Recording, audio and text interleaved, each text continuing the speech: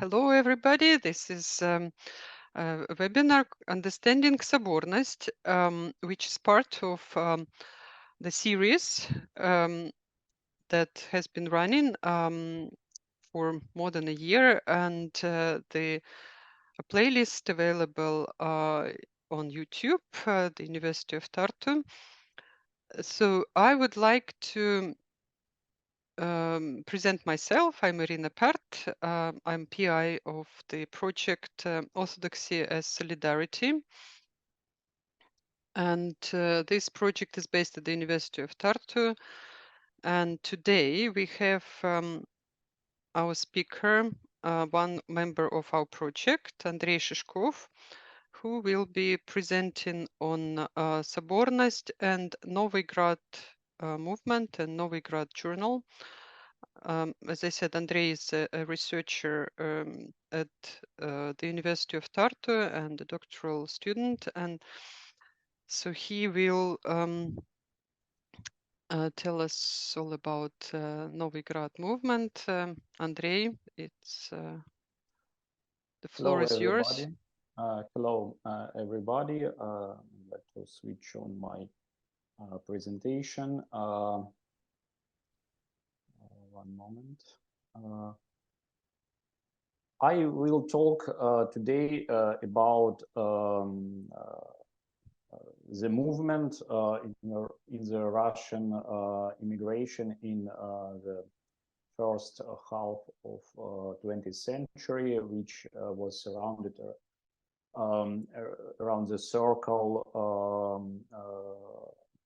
connected with a journal Noviy Grad.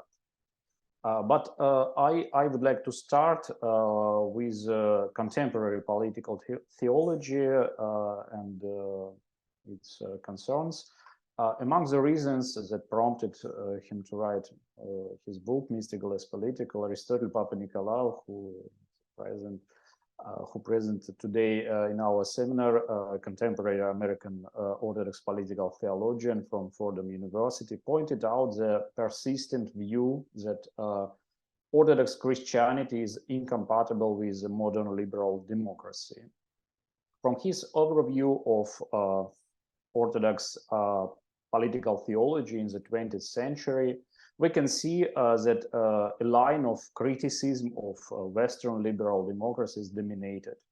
And as Aristotle wrote, the Orthodox did not put forward their John Courtney Murray, and no one even thought it necessary. The Orthodox seemed to have no problem theologically with their new democratic surroundings, both in the diaspora and in Greece. Let me remind that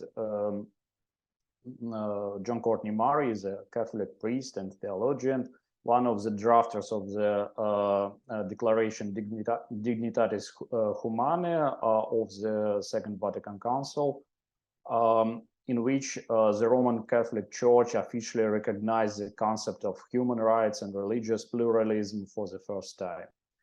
Long before the council, Murray wrote articles in which he developed theological teachings on the compatibility of Christianity with the idea of human rights and the principles of democracy, for which he was even banned from publication by the Vatican in 50s. Orthodox churches that belonged to the so-called free world were indifferent to such a search. Post-Soviet Orthodox churches were unprepared for the new political situation, the emergence of democratic governments after the collapse of the Soviet bloc. Instead of seeking a new language of political theology that could help Orthodox people engage in public debate, they succumbed to the seduction of past-oriented and resentful church romanticism. In addition, in post-Soviet autocracies such as Russia or Belarus, the Orthodox Church has invariably served the interests of the states. Negative and sometimes even hostile attitudes towards the idea that Orthodox and democracy were compatible led to a disconnect between the church communities and political reality. The churches are located predominantly in democratic states and societies sought the political ideal in the form in other forms of political order, like monarchy, for example. Orthodox political theology has become disconnected from real life, ideologically poor, and unable to respond adequately to the challenges of modernity. Rare exceptions, such as, for example, ideas of Archimandrit Veniamin Novik in Russia and his ideas about Christian democracy, only confirmed this rule. In severe political crisis, Orthodox hierarchs, theologians, and ordinary believers prefer to adhere to the church's political stance and withdraw themselves from social and political debate and struggle. The poverty of Orthodox political theology, whose main task should be critical reflection on socio-political issues, makes the Orthodox vulnerable to the influence of ideological narratives offered by state authorities. Moreover, ostensible apoliticality, in fact, means loyalty to state policy, which in case of authoritarian and totalitarian regimes turns into support for them. In the 2010s, the situation in Orthodox political theology began to change little by little, and authors like Papa Nikolaou and Pandelis Kalaitsidis appeared, and their work attracted the attention of a younger generation of Orthodox theologians who are now engaged in developing political theology. However, this work has not yet reached the grassroots level and remains in academic offices and ecumenical meetings. One can argue why the Orthodox churches were incapable of creating and developing their political theology in the second half of 20th centuries. However, the examples of Vatican II and the work of such prominent political theologians as Johann Baptist Metz, Jürgen Moltmann, or John Howard Yoder, and others were before their eyes. Some of them were encountered by the Orthodox in ecumenical venues. My answer, this is due to the new patristic paradigm's dominance in this period in Orthodox theology. I do not want to go into detail to avoid stray from the topic, and we can return to this question at the end of my presentation. But we can find vivid and exciting examples of political theology compatible with ideas of democracy in Orthodox Christianity. Today, I want to talk about the journal and movement Noviy Grad, the new city, which existed in the Russian-speaking émigré community, mainly in France in 1930s. This page in the history of Orthodox thought has remained virtually forgotten because the movement itself tragically ceased to exist after the outbreak of the Second World War. Like many Orthodox at the time, members of this movement were inspired by the ideal of Sobornost. An editorial article in the first issue of Noviy Grad journal begins with these lines: "Not a frivolous thirst for novelty, not a blind hatred of antiquity united us, the seekers of a new city.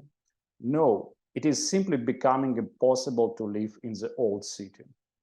The authors of these words are distinguished Russian thinkers who lived in exile: George Fedotov, Fyodor Stepun, and Ilya Fondaminsky. The last of the three, Ilya Fondaminsky, who wrote under the literary pseudonym Bulgakov, died in Auschwitz in 1942 and was glorified as a saint martyr by the Ecumenical Patriarchate in 2004, along with Mother Maria Skobtsova, Priest Dmitry Klepinin, and Subdeacon Georgy Skobtsov, who was the son of Mother Maria. In a sense, he can be considered an Orthodox Holy Father. The journal Noviy Grad, the New City in English, appeared in 1931 in Paris and existed until 1939, when France was occupied by Hitler's troops.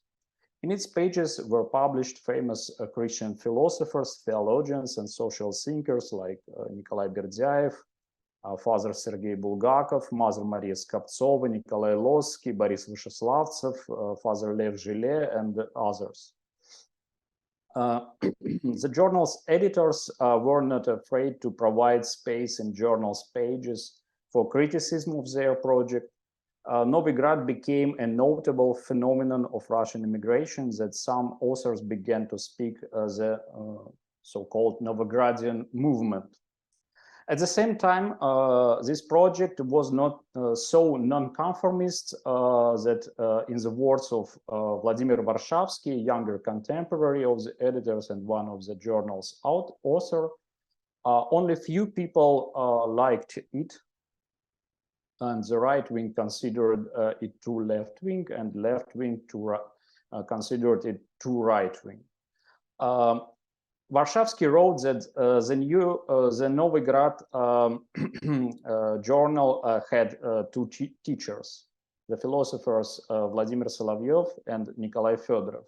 The first wanted to create a living social universal Christianity and to combine religion with liberalism and scientific and social progress. In the common view of the latter, deeply Christian inspiration was combined with an enlightened faith in science and in human vocation to master the forces of nature. According to Varshavsky, Novigraders did not seek to restore the medieval worldview, asceticism, and detachment from the world, but the Christian-based idea of social reform. The very title, The New City, Noviy Grad, refers to St. Augustine's theological teaching about the two cities of God and the earthly city. However, the Noviy Grad project is somewhat its antithesis. It opposes the dichotomy of the church, the city of God, and society, the earthly city, which in the interpretations of their contemporaries in 30s was expressed in the thesis that Christian political theology is impossible. We can remember the debate between Erik Peterson and Carl Schmitt. Instead, the Novigradians proposed a political theological synthesis that was more in line with the millennialist ideas of Joachim of Flora than with the vision of Augustine. It is about the organization of earthly society based on a Christian worldview. In response to the critics, already in the second volume of the journal, the editors wrote, "Also, we write the New City with a capital letter. We ask that it not be confused with the heavenly Jerusalem. The New City is an earthly city, a new society, cité nouvelle, to replace the decaying world of warring imperialist capitalist states." Rethinking complementing this vision, George Fedotov, in the penultimate issue, number 13, asks the question of the synthesis of historical Christian culture and the Christian eschatology. In the heavenly Jerusalem, which completes the eschatological drama, humanity is to see the fruits of its labors and inspiration purified and transformed. In other words, coming down from heaven, this city is being built on earth with the cooperation of all generations. The heavenly Jerusalem coming down to earth and completing the sufferings of the world is thought of not only as a gift of God, but in part as a human creation. More precisely, the divine-human collaboration. In the fruits of all the human efforts, the creative deeds, and have been ruined by the tragedy of mortal time return, resurrected, and transfigured. Nothing truly valuable in this world is lost. Fedotov relies in his synthesis on the idea of the conditional meaning of prophecies advanced by Nikolai Fedorov. According to this idea, the prophecies in scripture are not an inevitability, but a promise or a treat, the meaning of which is to induce human beings to Christian action. Fedotov's synthesis moves away from the obligatory catastrophism of the end of history and allows for an optimistic eschatology that does not abolish all previous history and culture. Thus, the idea of the search for a new city is to move toward a future unification of historical earthly society and an eschatological heavenly Jerusalem. Speaking about anthropology, about the man or the woman of the new city, another editor of and author of this journal, Fyodor Stepun, defines him or her as a zealot for a holistic Christian worldview. He points to three obstacles or temptations that stand in the way of the formation of the new city consciousness. First of all, clericalism, the second, individualistic pseudo-asceticism, and the third one, church romanticism. The essence of the temptation of clericalism is to get at one's disposal a ready-made Christian worldview and to get rid of the painful responsibility of personal religious creation. This is, on the one hand, paternalism on the part of the church hierarchy, and on the other hand, infantilism of the part of believers. A Christian who has been tempted by clericalism refuses to make his own judgment about the subjects of faith, church, and public life, and delegates this task entirely to the church hierarchy. In return, he receives a ready-made worldview that allows him to exist quietly in the church without having to think about the responsibility of independent judgment. In doing so, he or she risks being manipulated by the hierarchy. Clericalism is characterized by forms of religious thinking that can be called quoteman or doctrinaire, in Russian, начетничество. When a Christian reproduces the concepts and ways of thinking proposed by the hierarchy without critically evaluating them. Free Orthodox philosophizing and theologizing like Alexei Khomyakov's or Vladimir Solovyov's or Berdyaev's is disapproved of by clericalism, which attempts to discredit it, including by devaluing it as a marginal opinion, theologumen, or even heresy. In Stepun's view, it is necessary to overcome such an approach by relying on the principle of personal responsibility. Every believer is called to argue on theological and socio-political topics. That means, in essence, to become a public theologian, coinciding with what Papa Nikolaou suggested 80 years later.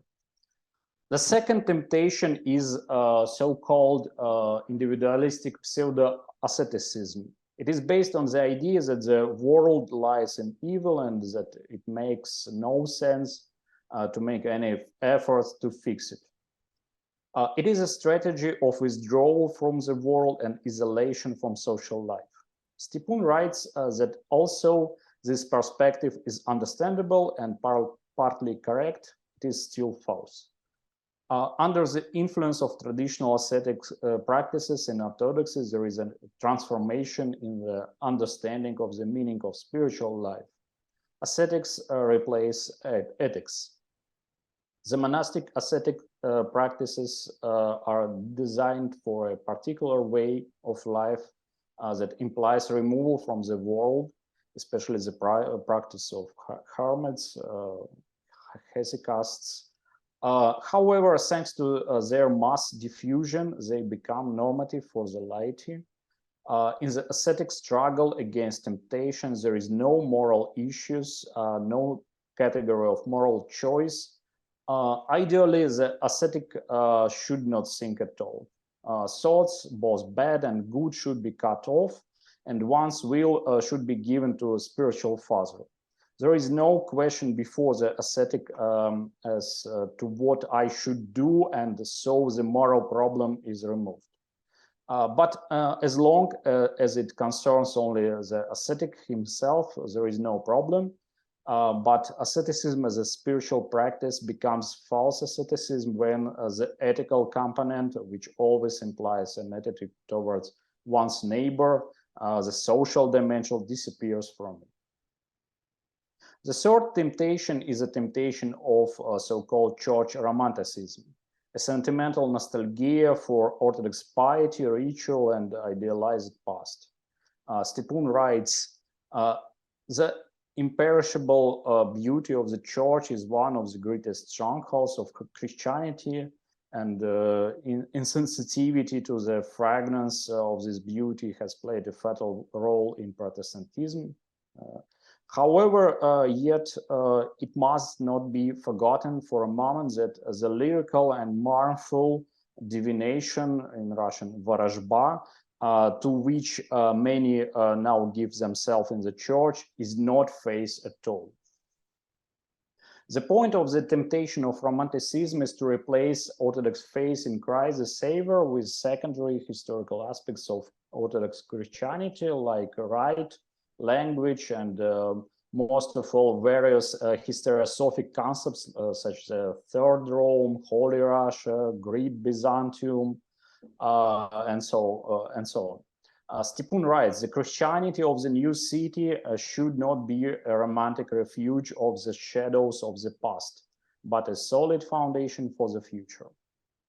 The political program of the new city is based on the principles of Christian democracy: liberty, focused a common good, and critique of the bourgeois understanding of freedom. The editors of the journal describe their vision in a program article, the first article, editorial article in the first issue, as follows. Against fascism and communism, we defend the eternal truth of the personhood and its freedom, above all the freedom of the spirit. Forced to sacrifice much in its economic freedom for the salvation of the whole, for the possibility of a common cause, the personhood retains its moral dignity in the depths of its consciousness, conscience, thought, and spiritual creativity. This recognition of personal freedom separates us from most so-called post-revolutionary currents of Russian political thought, with which a common understanding of the political crisis and the will for a new organization of life relates to us. In defending freedom as a precious testament of the 19th century, we take the position of conservatives. But we are not satisfied with the bourgeois understanding of freedom and are looking for new justification for it. The end of the quote. By contrasting its project with fascism and communism, the Noviy Grad movement also distances itself from classical liberalism. The new city person is not a liberal, wrote Stepun. Liberalism, according to Fedotov, represents a secular reflection of the Christian ideal of society. Unlike the liberal democrat, the Christian one, defending his freedom before the state, not only to pray, but also to think, to create, to establish moral connections with the humanity. Here, the Christian fights not only for his own freedom, like the liberal individualist, but also for the authority of God in the world, for the kingdom of God. Thus, politically, Noviy Grad movement declares itself equidistant from all three dominant political ideologies of the 20th century. Symbolically, this equidistance from the top of the ideological triangle places them in the center. In general, it coincides with the discussions of Christian democracy, what were taking place in France and elsewhere in those years. For example, in the circles around the journal Esprit, where Berdyaev, Jacques Maritain, and Emmanuel Mounier and others gathered together. Also criticized political liberalism for the atomization of society. Fedotov still defends its value, distinguishing between liberalism as an economic program and liberalism as a defense of individual freedom. Liberalism, in the sense of protecting the social freedom of the individual, is for us the most precious thing in democracy. Also, the odiousness of the word, a consequence of the economic collapse of liberalism, is so great that I think my friends at the new city would not dare to call their position liberal as I call mine. Fedotov contrasts the atomism of liberals and the collectivism of fascists and communists with the Orthodox ideal of Sobornost as an organic balance of personality and society. According to him, this understanding of Sobornost ensures the individual from being absorbed in the collective. For Fedotov, the ideal of Sobornost is akin to friendly communion, where those who obey do it freely, where those who rule do not rule but serve to all, and find the basis of their service in common recognition. From the point of view of the Noviy Grad movement, the social order must be both personalistic and soborny. Here, personalism is contrasted with individualism and sobornost with collectivism. Personalism asserts the personality of the human being, which is always greater than the individual. Unlike the latter, the personality is not self-contained but open. A personality is an individuality revealed in another individuality, Fyodor Stepun wrote. In contrast, collectivism is rather a society made up of individuals. And Sobornost, it is a society made up of persons. What makes a person person? Freedom is a cornerstone concept for the political theology of the new city. Finding similarities in the basic tenets of Christianity and liberal democracy, Stepun argues that pursuing freedom is at their core. He writes, the man of the new city is organically freedom-loving. For him, freedom is inseparable from the truth. Freedom is also a symbol of the face of democracy.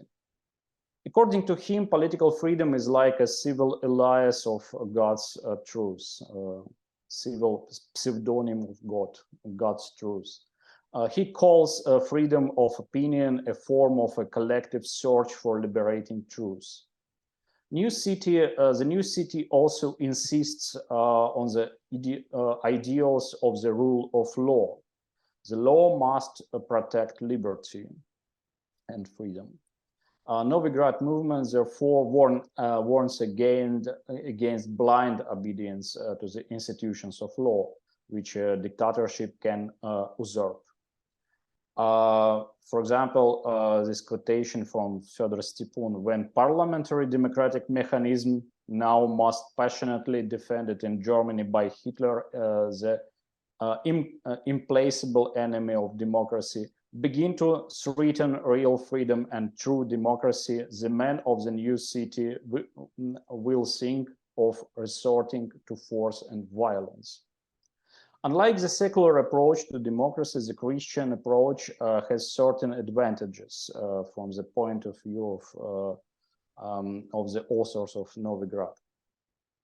After all, a Christian belongs only to God. and another person can entrust himself only to a temporary government. In human religiosity, the freedom to resist unrighteous authority is rooted, since the person belongs only to God. No one has the right to encroach on it. This idea echoes the 1934 Barmen Declaration of the Christian confessors in Germany who protested against Nazi enslavement of the church, and also this idea, for example, contained in the Russian Orthodox Church document, the basic social concept of 2000. Stepun calls state violence against a human being metaphysical criminality, a vicious intrusion not only into the human but also into God's economy. End of quote. The yardstick here is a Christian conscience. Even in the writer's struggle for freedom, a Christian must not ignore the voice of conscience. Stepun writes that for a man of the new city, a shot at another man cannot but be a shot at his own conscience as well. He will resort to violence only under conditions of extreme need. This distinguishes him from those who, with a clear conscience, are ready to shoot people and their freedom. He wrote, the pure conscience of Chekist Dzerzhinsky is much more terrible than all the shootings he ordered. This is why it is so frightening that the Bolsheviks may be succeeded by people who, in their inner disposition, differ little from them and begin, in the name of new ideals, to rape their neighbors spiritually and physically, with the same easy conscience as the Bolsheviks did. The last words were prophetic because today the Russian heirs of Dzerzhinsky, under cover of Orthodox ideals, commit with a clear conscience heinous violence against the Ukrainian people. This raises the question of why Orthodox ideals, which rhetorically frame the Russian state ideology, have not stopped military aggression. Here on this picture, you can see a Russian Orthodox priest with a bronze bust of Felix Dzerzhinsky last month in Moscow. As I conclude my presentation, I want to try to answer this question: why did Russian Orthodoxy, which gave birth to the Noviy Grad movement in the early 20th century, side with Dzerzhinsky and Stalin 90 years later and praise the memory of the new martyrs and confessors of Soviet times? In my opinion, it succumbed to all three temptations that Stepun described. First of all, the temptation of clericalism has stifled virtually all the sprouts of free and creative Orthodox theology in the Russian Church. The main task of the sacred hierarchy is not to develop church consciousness, but to reproduce itself. And for this purpose, it is profitable to keep the parishioners in an infantile state in which the highest authority becomes the priest under his sacred status, not his knowledge. For 10 years, I was involved in theological education at the Moscow Patriarchate, and for all these years, I fought against the growing fundamentalism supported by the official hierarchy. The existing sprouts of free and creative theology were squeezed by it into non-denominational field of philosophy or non-denominational public theology. The second temptation is a false or pseudo asceticism destroyed Orthodox ethics. Combined with clericalism, it fostered the notion that people needed to obey spiritual authority. Today, we can see spiritual elders such as Patriarch Confessor Father Ilya, or the elders of the Trinity Sergius Lavra, or the Optina monastery supporting the war and threatening those who think otherwise with spiritual punishment.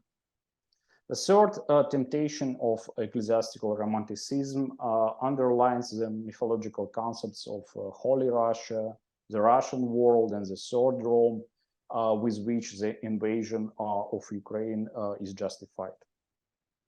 All three temptations were nurtured on favorable soil fertilized by the neo-patristic theology, which of course does not bear full responsibility for what is happening, but contributes to the emergence of these temptations. I think this is not only a problem of Russian Orthodox Church, but of Orthodoxy as a whole. During the year of the war, we saw that the same temptations plagued world of Orthodoxy.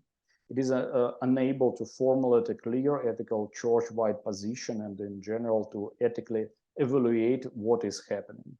It prevents the development of a creative theological response to the crisis and tragedy. It dreams of the past rather than looking to the future.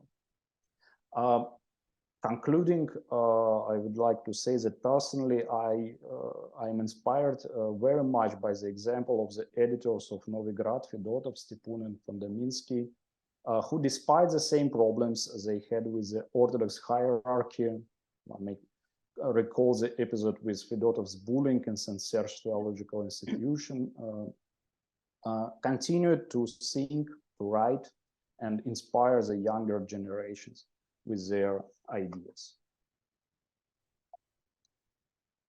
Thank you very much. Thank you, Andrei, for your presentation. And I would like to open the discussion and invite everybody to contribute. So I can see already Natalia, who wants to. Yeah, immediately I want to intervene and thank Andrei for his presentation and to share probably some of my thoughts or maybe link. One link which I will share, it's on a book published in a framework of WCC process on strengthening the Christian approach to human rights, because it's not only Orthodox who now experience problems with human rights, but also in many other contexts, Christian contexts, human rights lose their attractivity. And according to my feeling, or you can read also in the article I have, there was a very big difference in developing the human rights discourse in US and in Europe, because in US it often was by the civil rights movement, like inspired by civil rights movement and need to react to concrete violations of human rights and segregation policies and so on. And in Europe, Orthodox theologians who worked on human rights were mainly academical theologians. So they were very much concerned about philosophical issues, the difference between human person and human being, and so on, and individualism and Sobornost and so on. So they were developing more or less like ideal concepts which were very difficult to apply in real life situations. And on the other hand, when Andrei was speaking about the Russian Orthodox Church, so even if he's optimistic, I'm also optimistic, because what I experienced in 2020 in Belarus, thinking that Belarusian Orthodox Church has nothing to develop in a context of human rights, because I thought that all priests are just like typical Russian Orthodox priests. Andrei showed on picture with Felix Dzerzhinsky. All of them, they have this kind of ideology of I don't know of what, of traditional values or things like that.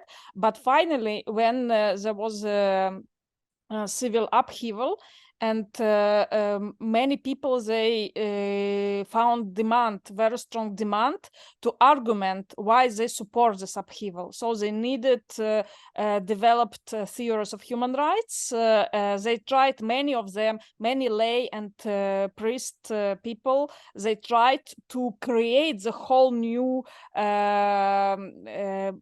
argumentation for human rights by themselves. So they were writing petitions, they were trying to formulate as much as they could, but at the same time they were looking for some sources.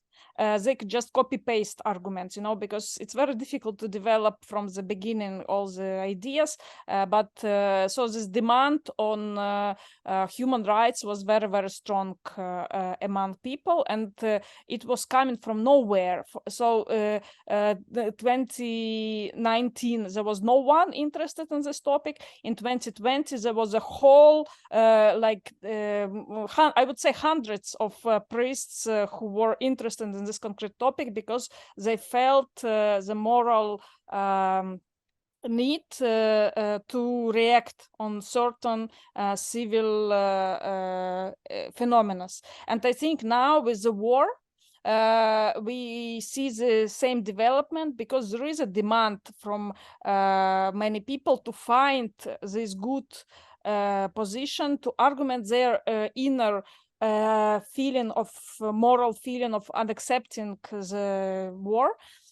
So there is a high demand of new peace theology in the Orthodox Church, and so also people try to do it by themselves, like writing their own theological treatises now, but also trying to find inspiration in other sources. And I think the work of Noviy Grad could also serve as a source of inspiration for a new generation of, I would not say of theologians, but of concerned people who are concerned with certain problems and issues, and need to find their own theological basis for this, to speak with their peers, with their church authorities, and with the society at large, to formulate something on their stance on the war and peace.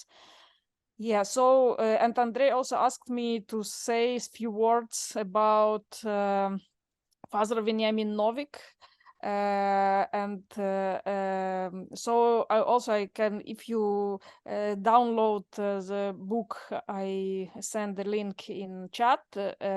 You can find their article by Father Alexander Shramko, priest, Belarusian Orthodox priest, now refugee in Lithuania, who was writing his master thesis about Father Veniamin Novik.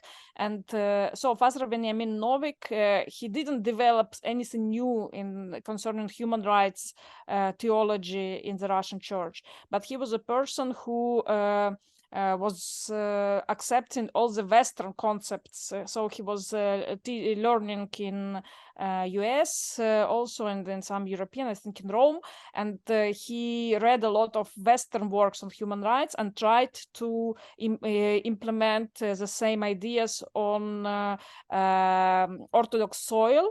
And not only in academical life, but he was also very much involved in different human rights movements, and also freedom of religion or belief movements, especially when the new law, so in that time it was new, 1997, I think, but now it's already more than 20 years, not more, yes, more than 20 years passed since that time, but we still consider this legislation as new. So he participated very actively on political debates, saying that new legislation will be against the freedom of religion or belief, was trying to support the standards, international standards in this domain, and he experienced a lot of pressure from the church authorities, and finally he was dismissed from all his positions in St. Petersburg Spiritual Academy and so on. And yeah, so but that's for me, Father Veniamin Novik for me is one of an examples that when theology goes hand in hand with real engagement in a social and political process, because only from my point of view, only when you are involved in a certain activity you can evaluate not on theoretical level of what is human person is about, but you need to act here and now and protect the concrete human beings. And so you come from this angle, from this pastoral angle, from these concrete situations, and it doesn't matter so much how to say it, how you can build a very nice theological system, but this system will not bring life and will not bring contribution. It will not be contribution to a real life of people, and will not change life of people for better or life of societies for better. So very often Orthodox really try to avoid politics, so avoid to really contribute to the processes, and or how to say, they just say they are avoid, but I think it's very important, and we should not be afraid of politicization, because that's the only way to develop and to develop real social doctrine or political theology. Only by acting and seeing the results of acts you can really develop theology, and not going from patristics and some ideas and then to apply them to society. So there must be a different process of theologizing from coming from situations to theology rather than otherwise. So thank you, Andrei, and I think example of Noviy Grad is similar. Thank you, well, thank you, Natalia. Yes, Andrei, you want to respond to that? Yes, but briefly. Yes, I want to say that what is interesting in this movement of Noviy Grad, that it was not only theoretical thinking, but also they made it the part of their social life in Russian diaspora in France and in Germany, because Stepun lived in Germany, and inspired a lot of youngsters. And Vladimir Varshavsky, in his book, I quoted today, described this movement, and he was also part of this movement, and described the destinies of the members of this movement, younger generation, and sometimes it was very tragical stories, because they all were in resistance to the Nazi regime, and some of them died in war or under repressions. But it was some kind of a social ideal that they would like to implement to make their life. The second point I would like to say, why for me as a theologian, these texts of Noviy Grad is so important because they are very clear and written in a very good style, which how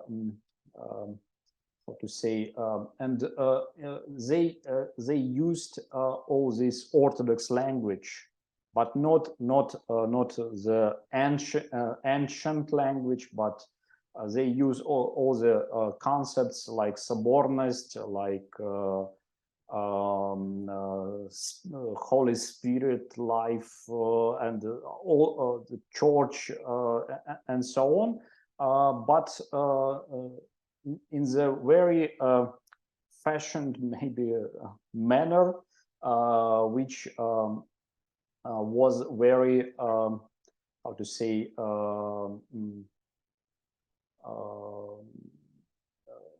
which was read by youngsters very well,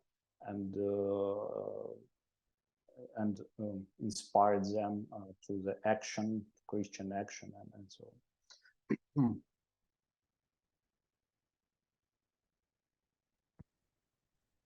Thank you. So we have a question from Alison and Paul. I mean, I don't know who was first, but Paul. Yeah, okay. Paul, would you like to go first? Okay, I'll ask. I'll ask my question. Andrei, thank you very much for lifting up the Noviy Gradians. I mean, it really was a wonderful group. And Natalia for bringing Veniamin Novik into the picture. I knew Veniamin Novik and liked him very much. Here's my question, Andrei. Were the Noviy Gradians liberals or were they utopians? Good question.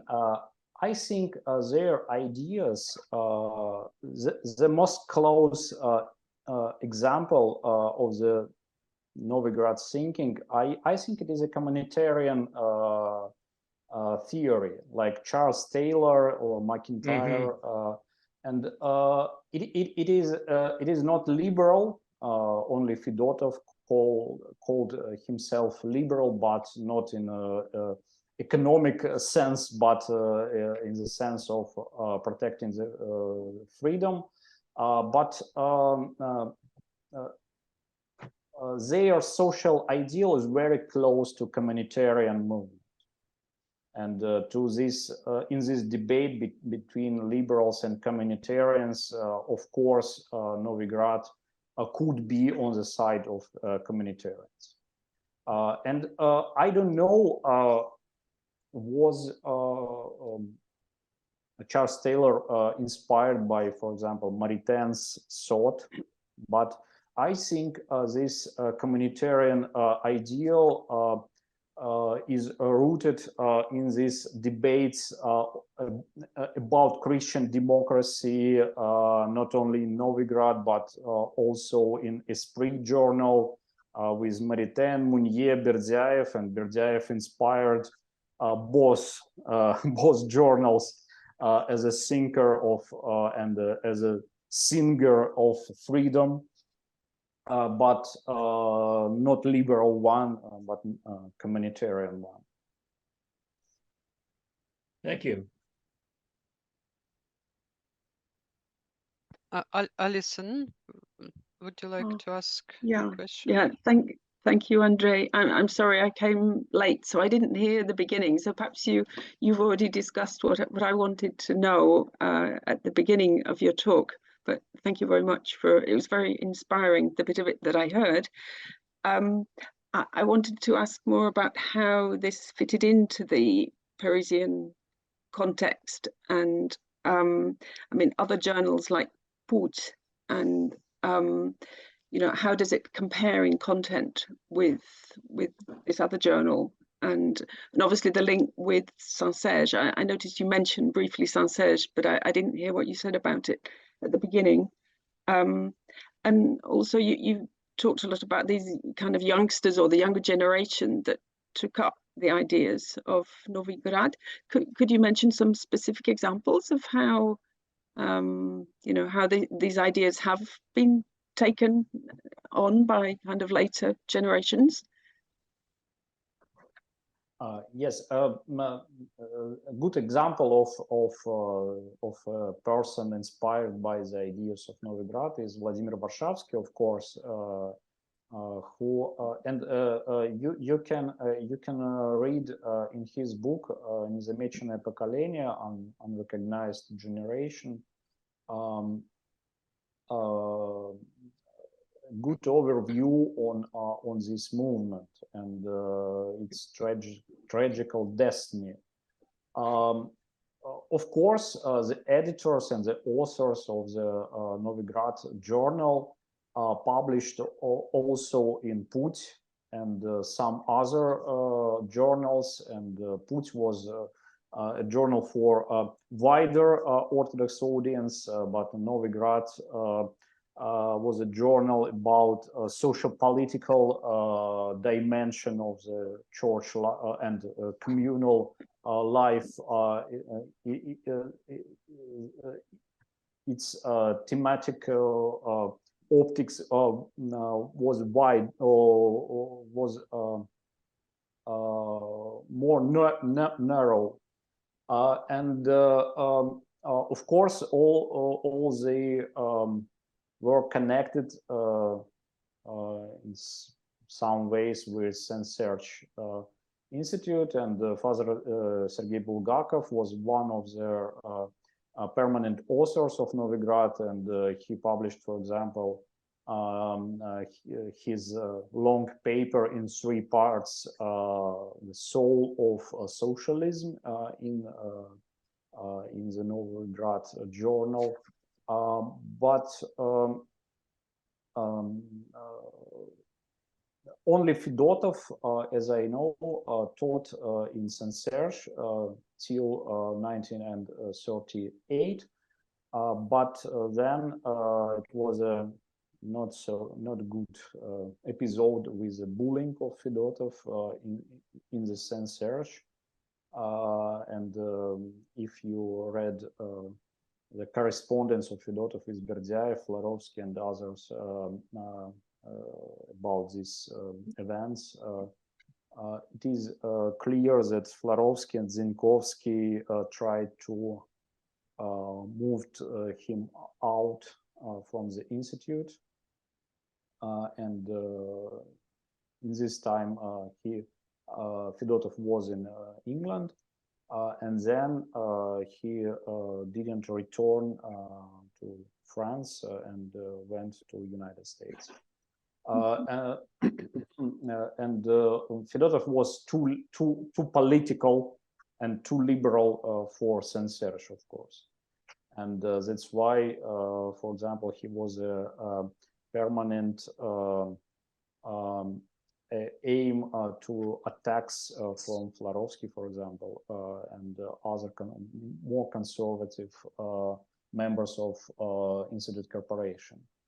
But it was more or less one community under the ruling of Metropolitan Yevlogy, and Fedotov was a spiritual son of Yevlogy, and Yevlogy was his confessor, and Fondaminsky also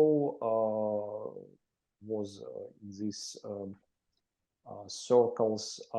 Stepun lived in Munich, but he was in correspondence with all these people. Thank you. Thank you, Andrei. I think Natalia also wanted to have a second question, but not if I understood, or she just didn't lower her hand. Maybe no, I wanted to okay, if there are other questions I can wait. No, but I wanted to make a comment as well. Okay, yes, so you can make a comment. But maybe that's something to reflect on your remark as well, Natalia. I think there is very strong tendency today kind of to look for some kind of rhymes, so some parallels between what happens today in Russia in this space post-Soviet space and with regards of the war and um, authoritarianism and everything that we are witnessing today, and the interwar period and the Russian immigration. And so we read articles written in the 1930s, and we can actually find, the parallels and all kinds of. But what I'm thinking about is that today, of course, you have also a big question about Russia and Russianness, and of course for the Russian immigration, this was the core of what they were writing about. And in Noviy Grad as well, you have articles dealing with this idea of Russia. So I mean, it's a provocative question, and I think you can see where I'm getting at. So were there any reflection on what kind of Russianness these people, the Novogradians, proposing, and was there any attempt to deal with with the fact that to separate Russia from empire is very difficult, and so just on the basis of what you read, Andrei, did you see any reflection on imperialism and Russia's kind of imperial identity? Yes, I understand your question. I think George Fedotov wrote a lot about it in 50s after his immigration in the United States, when he and he proposed this how to say moving from the ideal of this imperial Moscow to the ideal of Republican Novgorod. He wrote about it a lot, and he wrote many things about rethinking this imperial how to say claims of Russia, and his analysis, I think, very clear about and very how to say very contemporary. But he thought about it in 50s and in 60s. After Noviy Grad was closed as a project. In 30s, they didn't reflect on this issue of imperial because they tried to think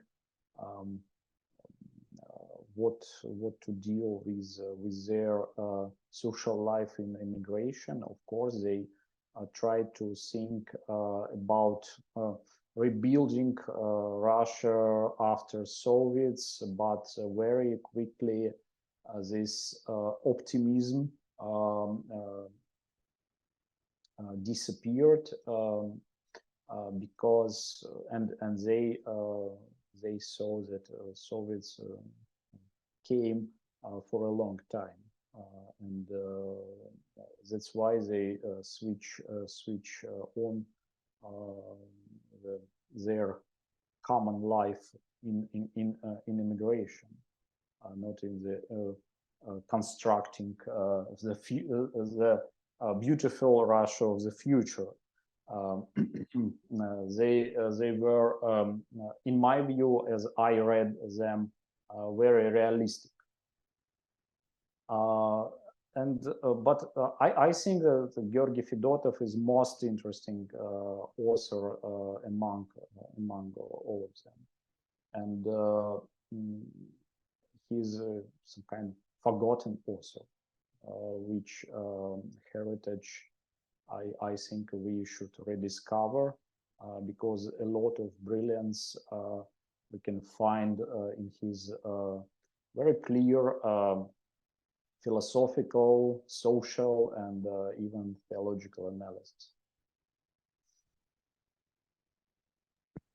Also, I can say that I put in the chat the first comment the link to all the issues of Noviy Grad published in open access, and also in this electronic library you can find maybe the majority of works of Fedotov, also written in the United States after the Second World War, and a lot of other thinkers. It is a very useful library because they gave all the bibliographical description and note all this text with pages in original publications and so on. Yeah, can you send again, because I don't see, maybe you did it before we joined the chat, and so we cannot see. Yeah, yes, I don't see it either. Yes. Yes, and I think we can put it in the description to our video, yours link and this link to all who are interested in these materials. Yeah, so can I? Yes. Yeah, first of questions in this round. I have an impression that Andrei, you rather speak on Fedotov and the guys around him in Noviy Grad. Like you see Fedotov really as a central. So you're more interested in him personally, and Noviy Grad just plays a role of his team or his I don't know, like circle where he was developing his ideas, and together with whom they were developing his ideas. Am I right or not? No, I cited today two. The most citations were from Fyodor Stepun and from Georgy Fedotov. Of course, I like Fedotov very much because for me he's a brilliant thinker, very clear and very, how to say, narrow-minded. But I don't see as a how to say the group around Fedotov. It is a group around all three editors: Fedotov, Stepun, and Fondaminsky. Of course, Fondaminsky was some kind of in a shadow, but also he wrote under the pseudonym Bulgakov in the journal, and he was not so active as a publicist, but he was an organizer of this journal, and he, as I understand, he gave money to publish it. Of course, he became saint. So yes, he became saint, and Mother Maria also, who also became saint, was a permanent author of the journal. Her first article in the journal was under the name Elizaveta Skobtsova, and after it, in the next issues, he was Mother Maria Skobtsova already. And of course, the fourth person who was very active in this circle was Nikolai Berdyaev. But he was, how to say, counterpartner of three editors, because he criticized a lot, friendly criticized a lot the papers of Fedotov, of Stepun, and editorial articles, and it was he was involved in all the discussions and wrote a lot for the journal and supported a lot the editors of the journal. And when, for example, in this case of Fedotov's bullying, Berdyaev was a man who supported more than others.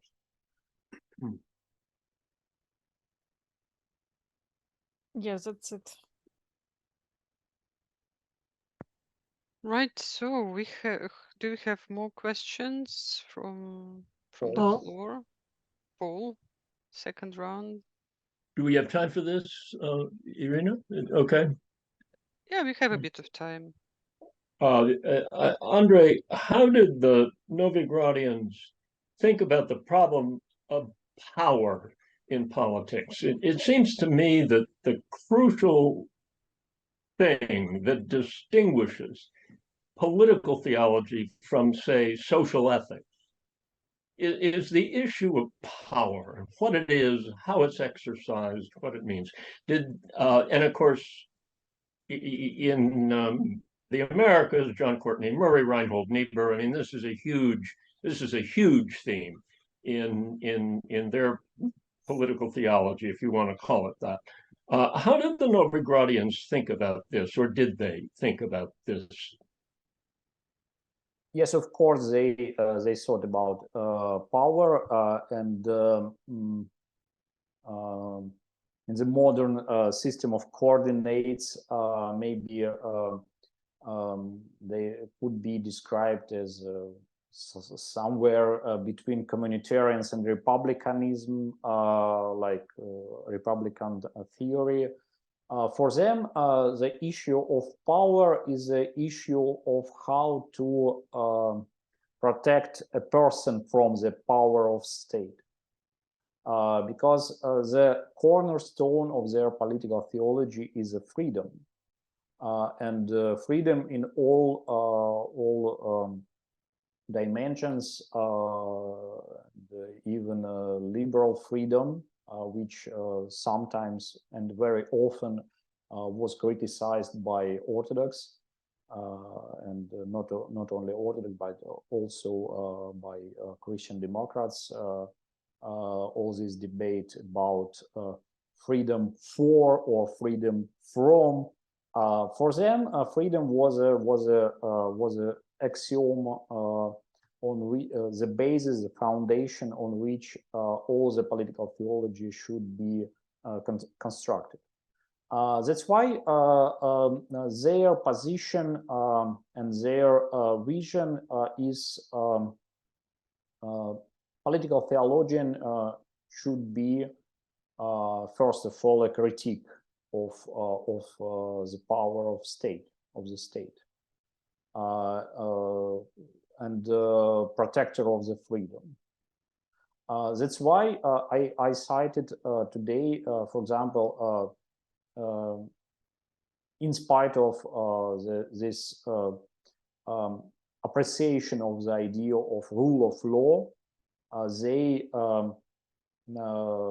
told about the exclusions when, for example, the rule of law could be provided by bad authorities, like, for example, Nazi Germans. And in this case, for them, freedom is the first thing which should be protected, and rule of law is a secondary.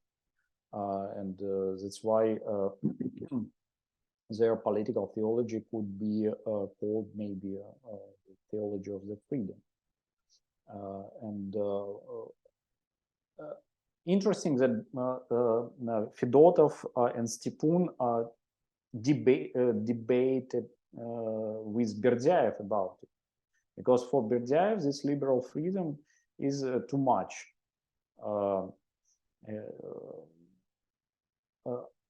Even he is a great protector of the freedom idea, but even for him,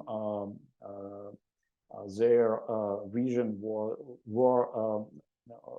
was so radical on the freedom. Freedom is the highest value for them.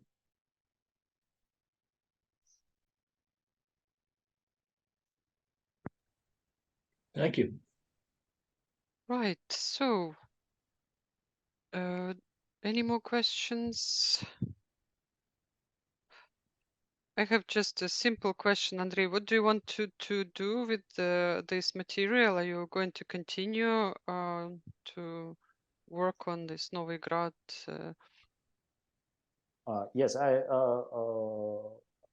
would like to say that my paper on which I based today were published a year ago in the Journal of Kiev Theological Academy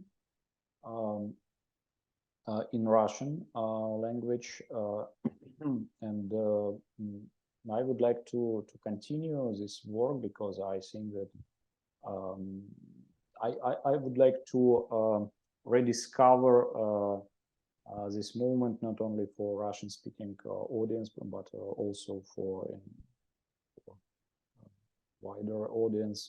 That's why I would like to publish a paper in English about this movement. I think that would be a good idea. I had the impression Daniel wanted to ask something. If it's not too late, I don't want to keep everyone. We could, yeah. Okay. Have 5 more minutes or so. Okay, yeah, just a couple things. I thought I saw Ilya there among the people you showed. I was wondering what role. It was Vladimir Ilyin, not Ivan Ilyin. Oh, okay. Vladimir Ilyin, he was a philosopher of he's most known as a philosopher of technology. He's not an Ivan Ilyin. I see. I see. And my other question was, I was wondering if in the diaspora, did this group have any interaction with the Eurasianist movement? Were they reacting to Eurasianism? Did they have any debates with Eurasianism?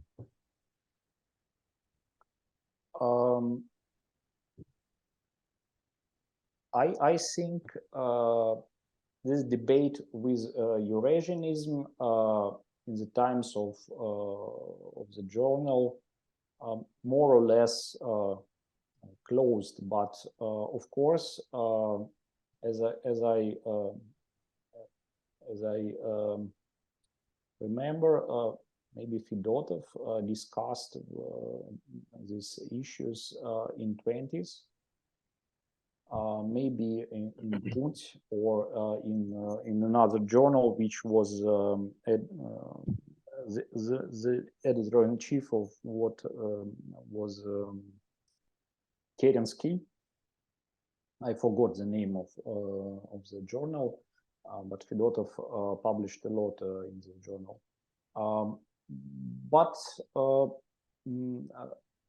I think the echo of this debate about Eurasianism we can find in this critique by Fedotov of Moscow Orda,